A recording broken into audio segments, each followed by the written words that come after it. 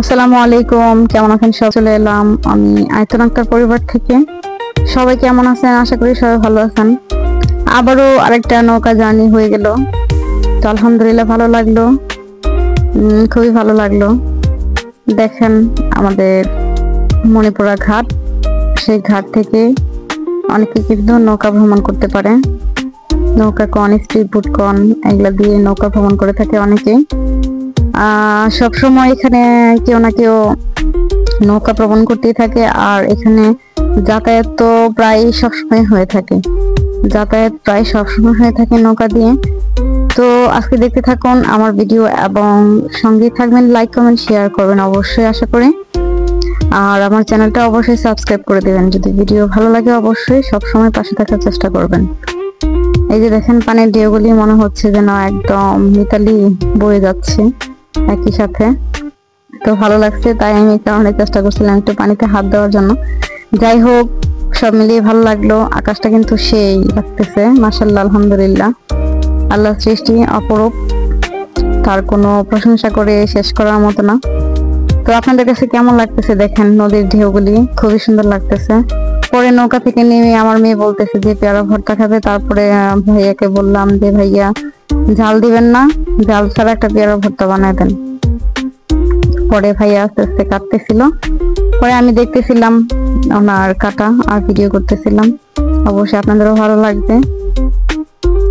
পরে ভিডিও করতেছি অনেক কথা বলছিলাম এদের সাথে, ওনাদের সাথে। ওনারা বলতেছে যে কেমন ইনকাম হয় সেই।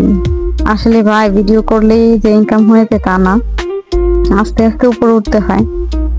তো ভাইয়ার এই কাটার সিস্টেম গুলো আমার কাছে ভালো লাগছে, খুবই ভালো লাগছে। কিন্তু পেয়ারার ভর্তাটা আর একটু উন্নত করলে ভালো হইব, বেশি মজা হয় নাই বাড়িতে এসে যখন খাইছি। আচ্ছা যাই হোক, পরে আস্তে আস্তে সন্ধ্যা হয়ে যেতেছিল। পরে আর কি তাড়াহুড়া করতেছিলাম, আমি বলতেছিলাম যে তাড়াহুড়া করেন, মাগরিবের আজান দিয়ে দিব পরে বাসা যেতে যেতে।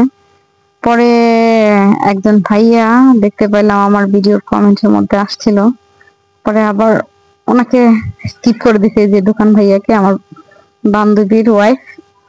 উনি আবার একটু পরে গেল, তো নো সমস্যা, কোনো সমস্যা নাই। যাই হোক, ওনার ভাইয়াটা একটু লজ্জা পেতেছিল।